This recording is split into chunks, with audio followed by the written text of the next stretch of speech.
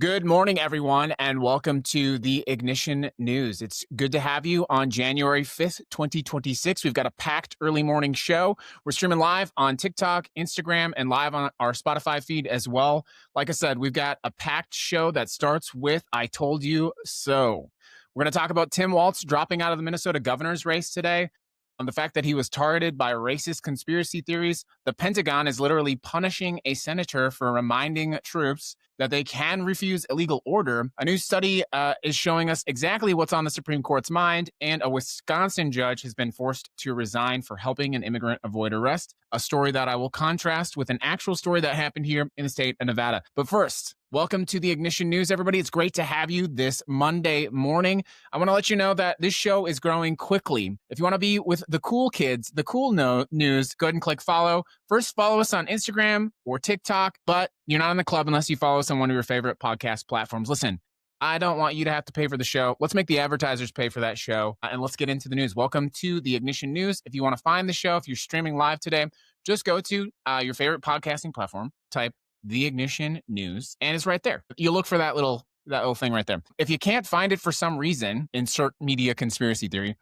just go type The Ignition, and you'll find the show. So here's what we need to understand. We're going to continue talking about Venezuela. I'm going to keep this really short and to the point. The president just admitted on Air Force One that he briefed oil companies prior to invading Venezuela. This is breaking news. The president told us out loud. He told us he told a bunch of oil company executives prior to invading the country that he was going to invade the country. He didn't go to Congress, right? He certainly didn't tell the American people, obviously, I understand that. But the president of the United States got with private oil executives about a military operation to overthrow a sovereign government before he informed Congress. Think about that. And he's not even I mean, if you want any more clear example that this president is really sundowning and that his mental health is not well, he's doing what all old people do when they start to sundown. He's just starting to blurt shit out. If you've ever been around someone whose cognitive health is beginning to decline, it could not be more clear what's happening here. As people age and their cognitive ability begins to decline, one of the things that happens is we all have filters, and we use filters. You know, you ever been like sitting talking to someone and you're like, I really want to tell you, you suck, but I'm not going to do that because you're my boss, right? Like that's a cognitive filter. What happens when you age is the cognitive filters start to break down as your brain starts to have to prioritize other things just to keep you awake, right? Which the president's also struggling with. But here's the thing. The playbook here is quite dangerous, right? It's about actually, I rarely reference Heather Cox Richardson, but she did make a very, very good point. So the playbook is invade, claim it's about drugs, or whatever sounds good, hand the national resources over to American corporations. We use that playbook, and I mean, color me surprised, a Republican president invades a foreign country for oil and then wrecks the economy. It's like we've never seen this before. But here's the thing. We built an international system of order after World War II. And it's not because, well, I mean, it kind of is because we were hippies about it, if I'm being honest with you. Like, that's okay. This is actually what happened, though.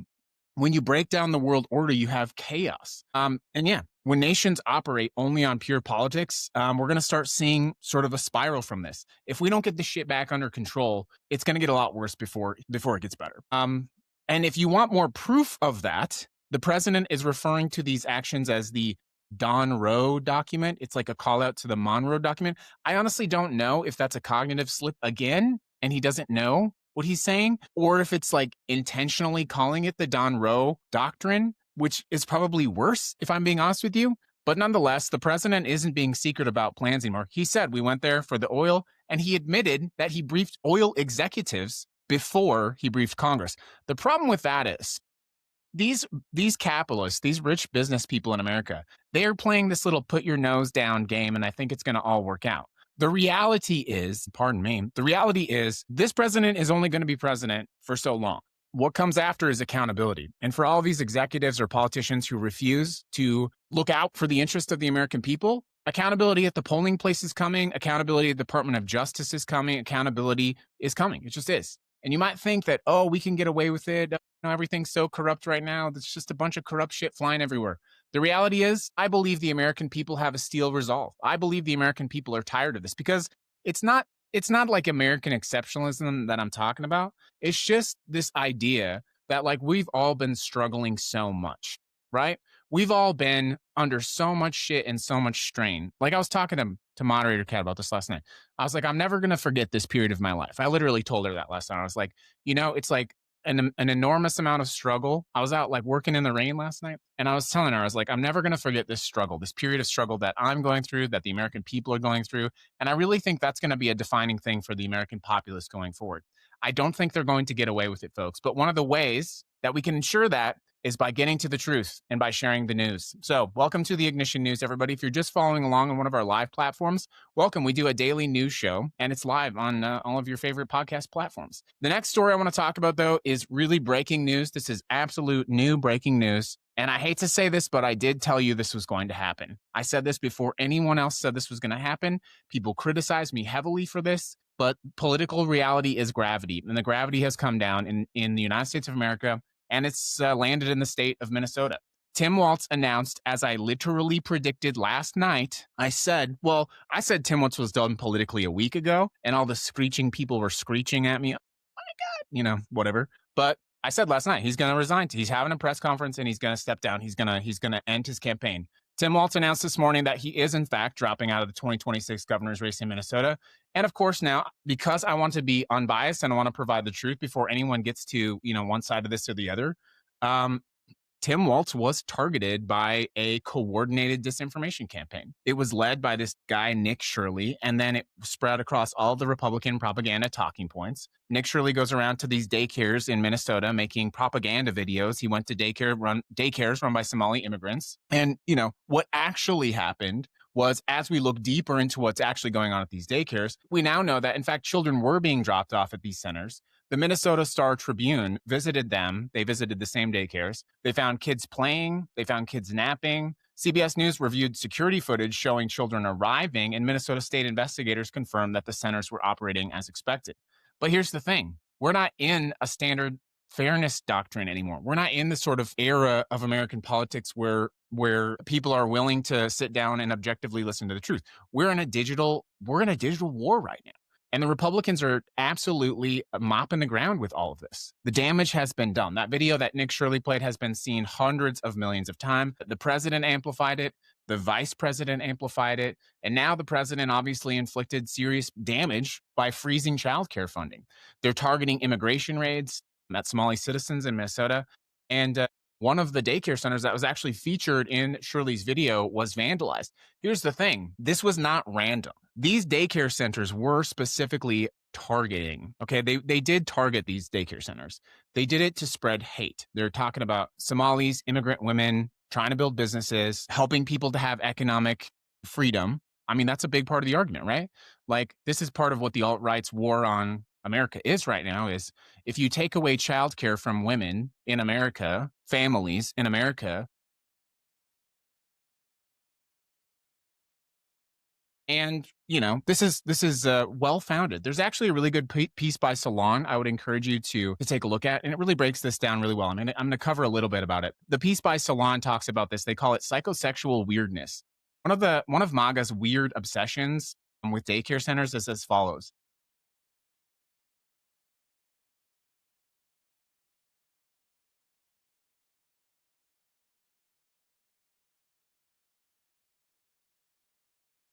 Like, I don't even know.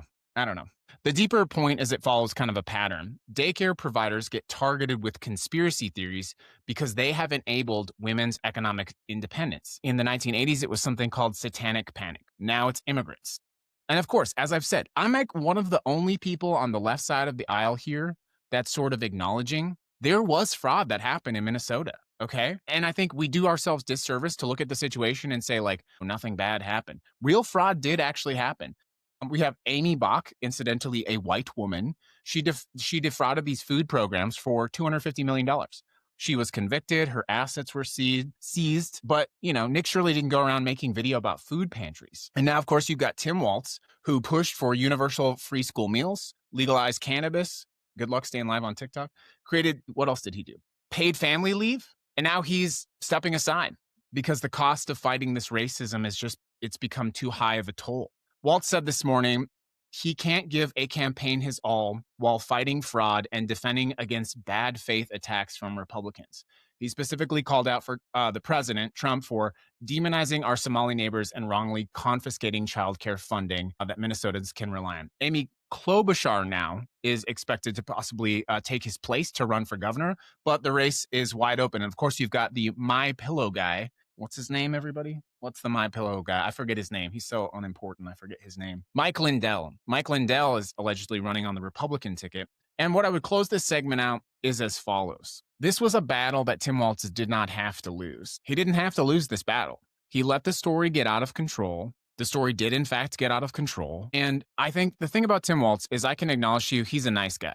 I think anyone who casually observed Tim Walz, he's a nice guy. He's a good family guy. He's clearly a good dad, like all those things. I would like to think all of those things about myself. The reality is we're not fighting nice guy politics anymore. We can't just nice ourselves out of these constant attacks, these misogynist attacks, these attacks on women's independence. We can't massage ourselves out of these internet battles that we're in. The Republicans own almost the entire digital operation when it comes to fighting the information war in America. The Democrats thought because they won in 2008 with Obama and that Obama was good on Facebook or whatever, Twitter, what micro-targeting as they called it, they thought that they permanently had an advantage. Well, the reality is the fascists are in control now, and they are backed by billionaires and foreign interests, and we need to start spreading the truth. Let's get on to the next story. Good morning, everyone. Welcome to the Ignition News. We have tons of breaking news updates for you. If you're looking for news and commentary that's a little bit different than the corporate-owned media, let me tell you, I don't have to run my opinion pieces. I don't have to run my stories by Bari Weiss every morning. I don't have to get approval from a board of directors. We just deliver news right to you, right to your phone, right to your podcast. So let's get into the next story. This is about Mark Kelly. Pretty skeezy stuff, by the way. I'm sure you're not surprised to hear Pete Hegseth is up to something slimy, but talk about illegal orders. Defense Secretary Pete Hegseth announced today that the Pentagon is cutting Senator Mark Kelly's military retirement pay and moving to reduce his rank. So let's give you the background here. You probably remember about a month and a half ago, Mark Kelly and 5 other Democratic members of Congress, they were all veterans. They're all former intelligence officials. They made this video. And in the video, they were basically saying, hey, members of the armed forces, you not only don't have to obey illegal orders, but in fact, you should not obey illegal orders. And the whole point of this is to remind people, like, I was just following orders is not a valid defense. When all of this passes, when this fascism is removed from the soil of this country, I was just following orders historically has not been a good defense. And it's not going to be a good defense, whether you're Pete Hegseth or whether you're a private that just joined the Army 2 weeks ago. And, you know, one thing I'll tell you is, like, I'm so tired of these experts, these so-called experts who go, please buy my book. I'm an expert in the military. They're not going to obey illegal orders. Sit down, be calm, nothing's wrong. The military knows what they're doing. They're not going to obey illegal orders. Everything's fine. They're going to uphold the Constitution. Yes, there's troops that don't do that, but the high-ranking senior members of the military, they're going to follow the Constitution. They're not going to do anything wrong. By the way, buy my book. Oh, by the way, I just came out with a new book. By the way, buy this thing from me. It was a grift, a scam. These people were scamming you. The military is actively obeying illegal orders. It's happening. The military just abducted the president of Venezuela without even congressional approval. And by the way, the president went ahead and told billionaire oil company executives before he even told Congress. These people have lulled you into a sense of complacency. And what they've actually done for you, I'm breaking into commentary.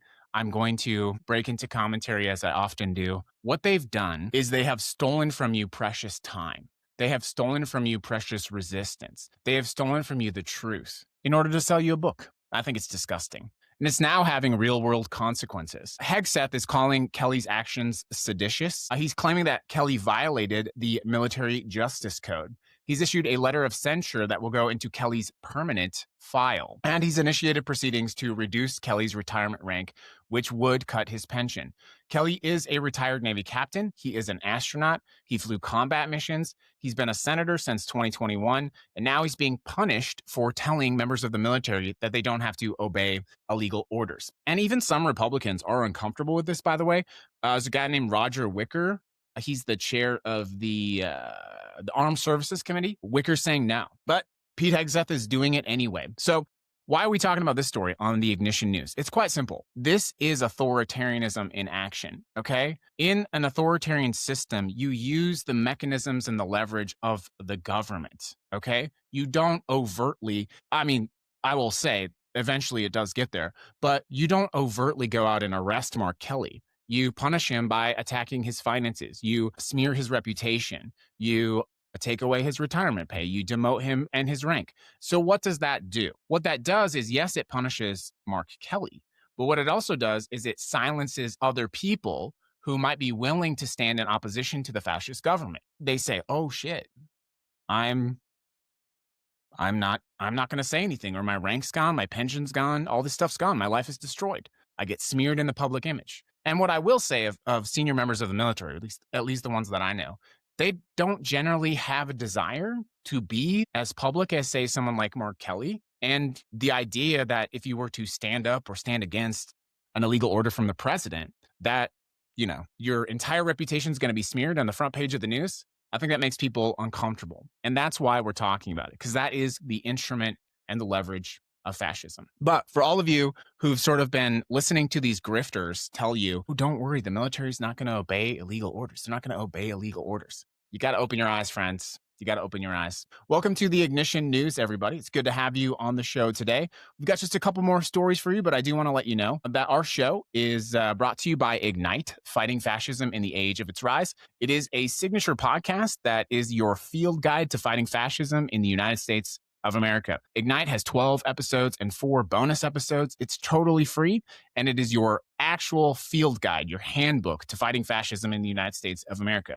How? Well, obviously, when something happens, your politicians tell you to build community and or to call Congress. But did anyone ever see, your congressperson is telling you to call Congress? You're the person I'm supposed to call. What are you doing? Well, in Ignite, we actually teach you exactly what you can do. And let me give you a little bit of a secret. It doesn't start by calling Congress. It starts at your front door, your doorstep, the pothole. Who is one of my favorite episodes? Do you know who your most local elected representative is? Download Ignite, Fighting Fascism in the Age of Its Rise on any of your favorite podcast platform. It's your free guide to fighting fascism, and it is the sponsor of today's episode. Good morning, everyone. Welcome back. Had to take a short break there. Thanks for following along with the show. Obviously, there is a lot happening in the United States of America. I did want to key into something I saw about the Supreme Court. That is because we've just seen some new information that's telling us a little bit about who the Supreme Court is really focusing on. And this comes out from a new study from both Yale and Columbia. It confirms what I think most of us inherently already know, not just about the Supreme Court, but the government of the United States of America. But this is particularly telling, and it's quite clear. The Supreme Court has become almost exclusively a tool of the wealthy. The study from Yale and Columbia is called Ruling for the Rich. And here's some of the key findings. I want to kind of break down some of the things that I thought were a little bit most interesting. Republican appointed justices voted for the wealthier side of the case 70% of the time in 2022. That's up from 45% in 1953. What's interesting is they were tracking the sort of socioeconomic status of the sides of the argument. Democratic appointees went the other way. They now side with the poor 65% of the time, compared to 55% in 1953. In other words, what this means is that the Supreme Court has literally become polarized, not only on rank, corruption, but it's literally economic issues. Republican appointees have become basically pro-rich. I think inherently we all know this, right? This isn't a surprise to anyone to hear this, but what's actually interesting is sometimes your gut tells you something and then the data comes along and actually proves it out. So here's a little bit more about how that actually plays out. The study specifically looked at areas where you can identify who's likely to be wealthy and who isn't. So if a decision would shift resources to the party more likely to be wealthy, they counted it as favoring the rich. So environmental regulation, for example, generally favors the poor because they shift cost away from shareholders to the public health. During the Warren Court, so the Warren Court would be the 50s and 60s, businesses won about 29% of their cases. Think about that. 50s and 60s. That's actually surprising to me. You think of that era as being sort of generally ungoverned in terms of business. It was a huge era of American expansionism. So, but in that era, businesses only won. Those were some of the biggest civil rights era cases that ever happened. 29% of the cases. Now under the Roberts courts, it's basically a business court. So legal scholars obviously have a little bit of problems with this. There's a lot of like, this is not an area that is typically studied in the law in terms of the Supreme Court. But the reality is that the Roberts Court, in addition to sort of enabling fascism in America, is now doing that. And the tool that they're using to do that is ceding power not only to the president, but to America's corporations. And Ketanji Brown Jackson really pinpointed this in a recent dissent. She said, there's an unfortunate perception that moneyed interests enjoy an easier road to relief in this court than ordinary citizens. So Ketanji Brown Jackson is literally saying what the report is saying, which is like, damn, if you're a corporation, it seems like the Supreme Court's a lot easier path for you to have victory. And again, why do I point this out on the Ignition News? It's a story no one else is talking about. Yes, we see the Supreme Court as nakedly corrupt, but behind the corruption, peel back one additional layer. Yes, it's about supporting the imperial president. Yes, it's about enabling fascism, but who actually benefits? Well, corporations do. Thanks, everybody, for following the show today. I'm going to close it out with one final story, and it's because I want to highlight the difference of what's happening in the United States of America.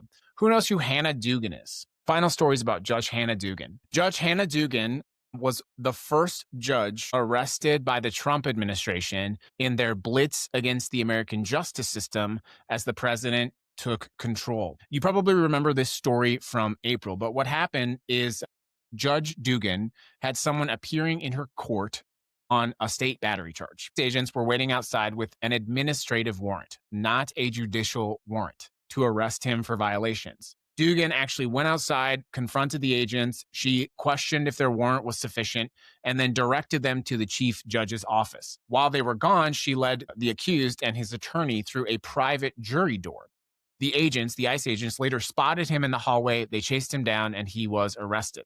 Almost immediately, Hannah Dugan was charged with felony obstruction. And yes, as I've talked about on the show, and this is interestingly a story TikTok does literally not allow me to publish. I've tried to talk about this exact story in a published video, and TikTok literally won't let the video post. It's pretty weird.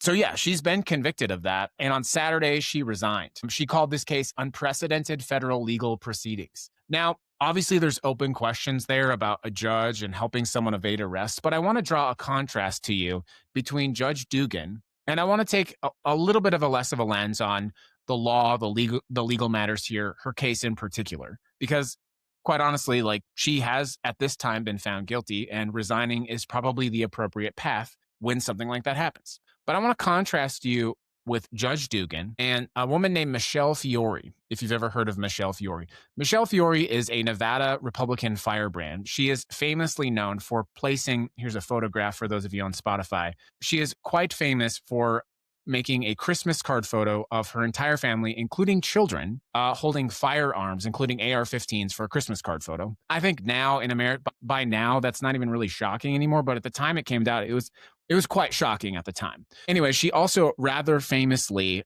posted a picture of herself with her underwear on her face as a mask, as what she was saying was complying with the COVID-era mask policies. I'm not joking. Here's the photo. Michelle Fiore put her underwear, or what most people thought was her underwear, on her face. Anyways, so Michelle Fiore lost in her bid to become a Republican elected official. She ran for Nevada's Secretary of State. She lost, and after she lost, she really had nowhere else to go. And so she was placed into something called a Justice of the Peace role. Michelle Fiore was and a Justice of the Peace is basically a judge that handles smaller misdemeanor style offenses. What's crazy about this is that Michelle Fiore is not a lawyer and is not in any way qualified to be a Justice of the Peace or judge. So you have someone who's sort of just a crazy conspiracy theorist. To give you an example, Michelle Fiore is well known for saying that baking soda can cure cancer. That was a claim that she made. Her business, which was, I think, I'm not sure exactly, it was like some kind of elderly care company, was shut down by the state of Nevada for fraud.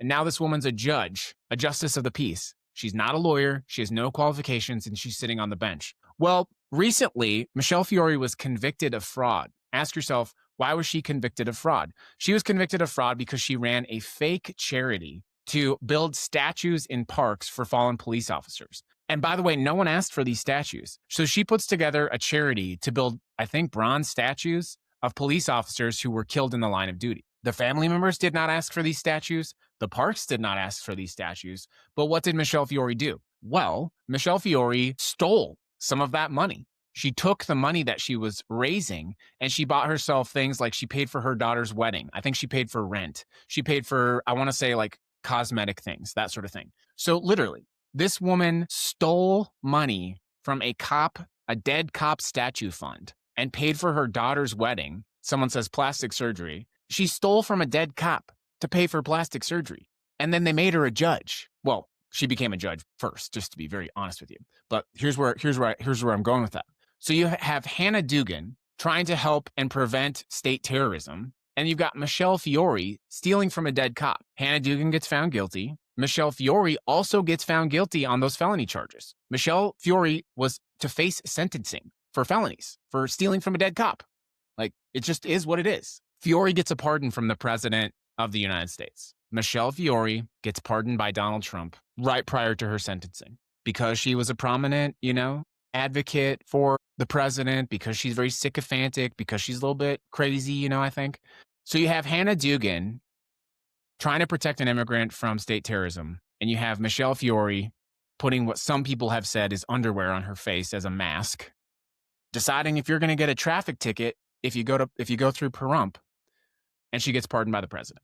Now, the open question is, and it's a very real open question, can Michelle Fiore now still be a justice of the peace? She's trying very actively. And by the way, perhaps the most egregious, I think, offense of all of this is while she was arrested, undergoing trial, convicted, she was still being paid, at least the last time that I checked, she was still being paid her justice of the peace salary. She was suspended with pay, your money, your tax dollars.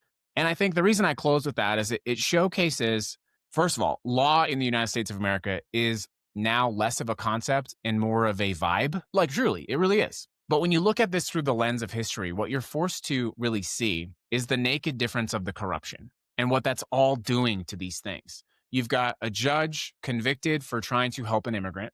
And yeah, he was facing serious criminal charges, no doubt about it. But then you also have a woman who committed some of the most abject, disgusting fraud, who was pardoned by a 4-time convicted felon president. It's a disgusting lens into this version of history in the United States of America. And regardless of what you think about Judge Dugan and whether she should or should not have been prosecuted or whether she should or should not have been found guilty, these are not our decisions to make right now. But she did resign. She resigned from her position because I believe, part of me wants to believe she believes that just the optics of being a judge convicted of a crime is an affront to the system. And it is an affront to the system. So let's pull all these stories together, everyone. Thanks for following the show today. I really appreciate it. We had a nice show. I think it was a nice Monday morning show. So what we're seeing in real time is the systemic abandonment of the post-World War II order, whether that is internationally or domestically. We're seeing a slow dismantling of rules and norms. And what it actually does is those systems were put in place to prevent the powerful from running roughshod over the rest of us. Those systems create the space for protest, for dissent. They create the space for us to be able to stand up to our government.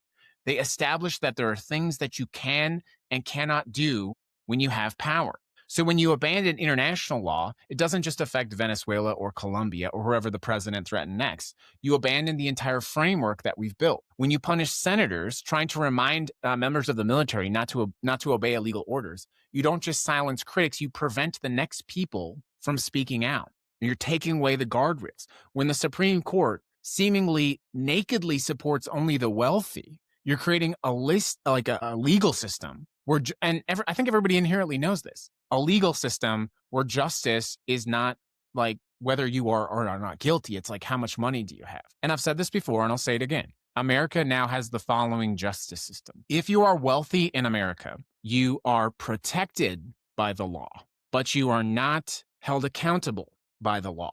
If you are not wealthy in America, you are held accountable and bound by the law, but you are not protected by the law. That is the system that now exists. This is where we are. This is America. And it's, again, I think I'm trying to be balanced here.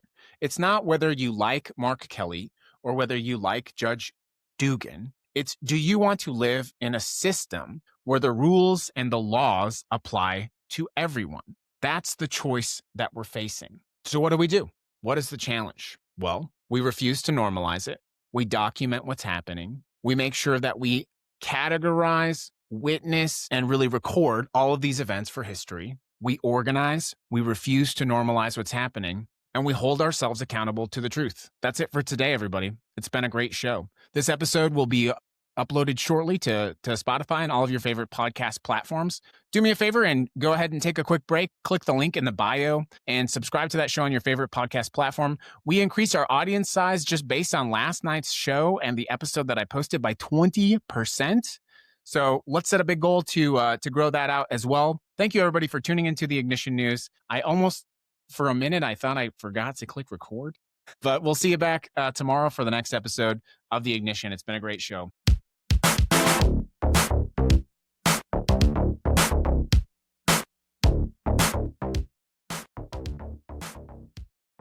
Welcome to the Ignition News, your unfiltered, uncensored source for the actual truth in what is happening in the United States of America and around the world. We are not bought by the billionaires. We are here to be your source of truth in a time where truth matters more than it ever has. Be sure to follow along with your favorite platform on Spotify, Apple Podcasts, YouTube, or Substack. Let's get busy with the truth. Welcome to the Ignition News. Let's ignite.